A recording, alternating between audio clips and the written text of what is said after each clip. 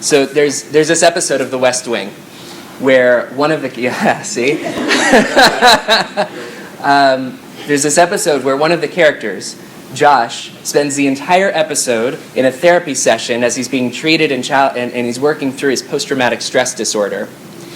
And at the end of the episode, his boss, Leo, meets him in the hallway. And Leo tells him a story. There's this guy, he falls in a hole. The walls are so high he can't get out of it. A doctor passes by, and he says, "Hey, doctor, can you get me out of this hole?" And the doctor writes a prescription, throws it in the hole, and moves along. Then a priest walks by, and the guy says, "Father, can you help me out? I'm in this hole." And the priest says a bracha, does a thing, and moves along. Then a friend walks by. "Hey, Joe, it's me. Can you help me out?" And the friend jumps in the hole. And our guy says, "Joe, are you stupid? Now we're both down here." And the friend says, "Yeah, but I've been down here before, and I know the way out." Most of us are probably familiar with this story, and some of us may have even used it in your own sermons. But we often overlook a really important detail. Leo felt such a responsibility to Josh's care that he waited for him until late into the night. How often, though, do we fall short on our responsibility to support our peers when they need it most? In this week's Parsha, Bo, we read of the plague of darkness. Moses stretched out his hands over the heavens. There was a gloomy darkness throughout all the land of Egypt for 3 days. Lo ra'u ish et achiv. A man could not see his brother. And a man could not arise from his spot for 3 days. But for all the children of Israel, there was light in their settlements. A midrash explains that this darkness is the same darkness that existed before God created light. A darkness of hell, as it were. What hell is this darkness? It's the punishment that awaits those who cannot truly see their neighbors, who cannot feel the pain and recognize the dignity of their afflicted neighbors. Indeed, the Talmud explains in Brachot that dawn is defined as when one can recognize the face of a friend. In other words, the rabbis are telling us that the plague of darkness can happen to any of us when we cannot see the face of the other. But the way out of that darkness is looking at our friend and seeing their joy and their pain. Perhaps we too are suffering from this plague. How often do we walk these halls in darkness, unable to see the person suffering right next to us? How often do we find ourselves in darkness, unable to see a light at the end of whatever vast tunnel lies before us? How often does the darkness of our lives, sometimes self-imposed, constrict us? Each of us navigates our emotional challenges in different ways. Some of us are proactive and seek out therapy, a spiritual practice, or some other form of support network. Yet, most of us, myself included, do little to actively pursue support when we need it most. And to be fair, there are no established systems on this campus and in this community for us to seek out that support. But this sermon is not about self-care. In the 4 years I've been on this campus, I've been lucky enough to hear sermons at the rate of about one a year that discuss the importance of self-care. And indeed, in a week, we're going to hear another from our colleague, Abram Goodstein. The justification for the importance of self-care is rather clear. But there's one thing we don't talk about. What is my responsibility to care for others in this community? Last year, our colleague Dusty Class conducted a survey of the 3 HEC stateside campuses to get a sense of the vibe of the culture of the campus in one word. For Cincinnati, the word was academic. For New York, busy. And for our campus, friendly. On the whole, I think we are living out that culture. But part of that friendliness must mean caring for each other. To me, creating a friendly atmosphere is not just about superficially acting friendly or even being BFFs with everyone on this campus. Living a culture of friendliness is about ensuring that our community members' emotional health is being cared for. Currently, if a member of our community is in need of support, they can reach out to their academic advisor, one of their mentors, and possibly their classmates. There are times that I've seen our community go beyond these structures, such as when someone has a baby or there's a death in the community and we organize meal trains and Shiva visits. When I first got to this campus, for example, I saw the community rally to Zach's side after his father passed away.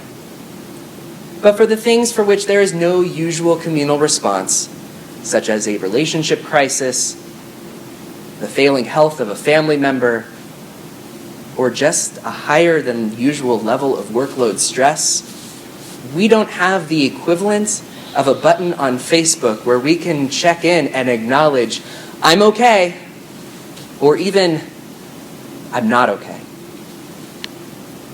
But imagine if there was a way for us to ask for help in a safe and healthy and nurturing way. This communal responsibility of care is not just our imperative to maintain our campus's new slogan, HUC Los Angeles, we're the friendly ones. We should be living out the value of chesed with each other. Our tradition has numerous examples that remind us of the imperative to support the well-being of the community. In the Shulchan Aruch, there's a discussion of when one can go back to work after the funeral of a loved one. Technically, a person can go back to work after sitting only 3 days of Shiva if it would mean undue financial burden upon the bereaved. However, the text notes that if this situation arises, if this situation exists, it should be seen as a failure of the community to not support the bereaved. We should also heed the philosophy of Emmanuel Levinas. Levinasian thought says that when I am confronted with the face of the other, my principal ethical responsibility and relation to that other is the recognition that I am responsible to her. This is living out Kol Yisrael Arevim Zeh Lezeh. All of Israel is responsible for one another. We do have moments where we make attempts to care for each other.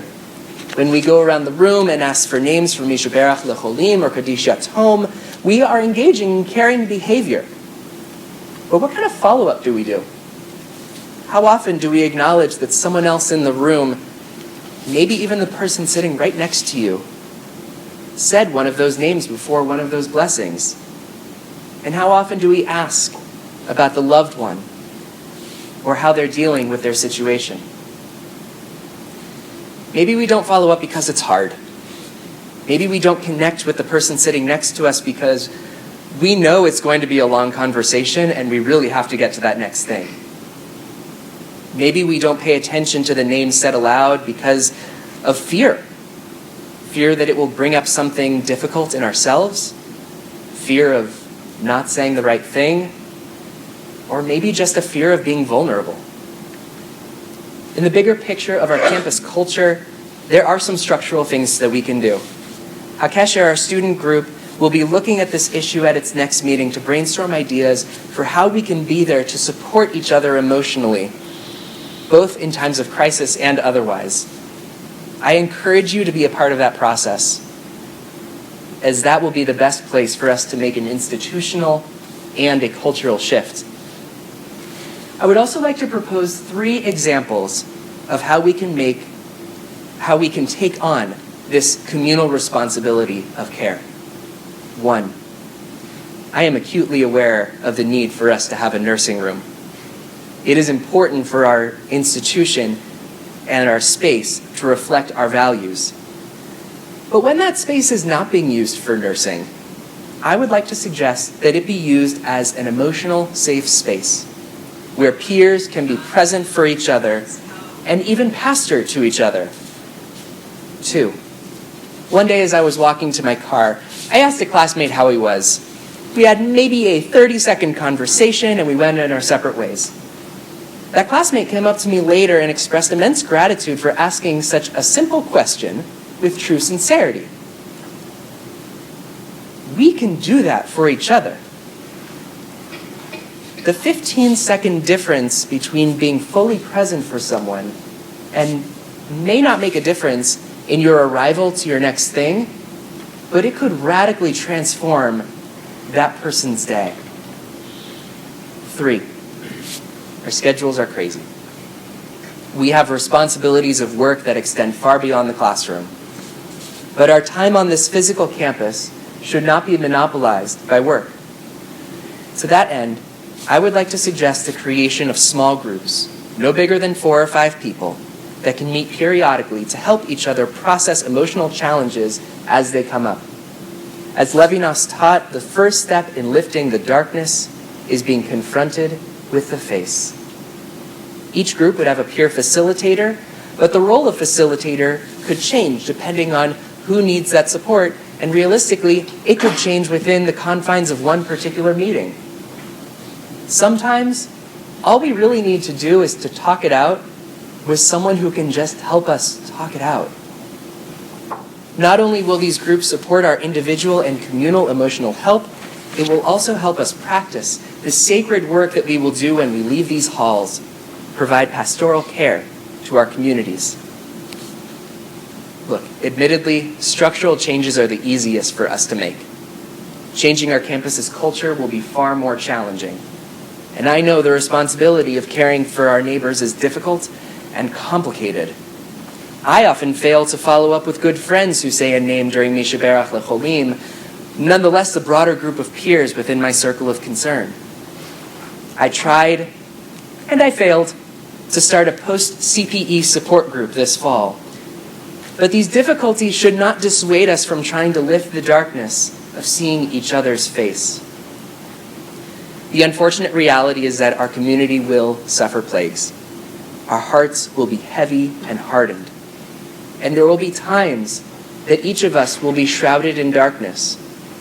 But we cannot miss this opportunity to be there in support of each other at difficult times by taking on this sacred task for communal chesed. As we leave this sacred space today, take a look at the person in front of you. Do you see their struggle? Can you see your neighbor's face? Can you help lift their darkness? So, Tovim.